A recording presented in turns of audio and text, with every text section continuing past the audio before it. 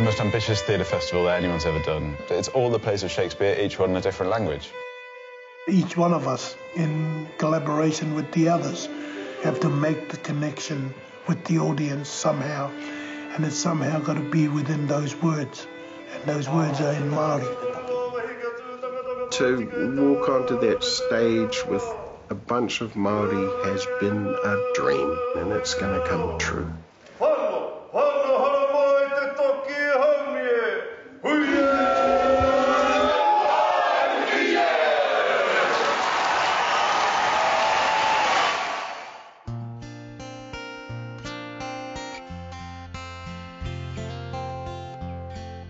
Home, that place that encompasses the foundation that we stand on. It's as we move through life, our perspectives are shaped by those early years.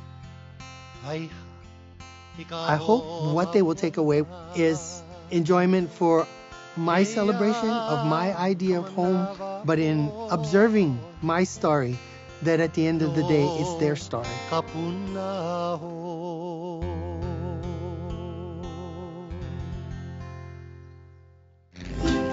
A mate of mine who's a pilot flying through the area called me up and said there was insane waves coming through.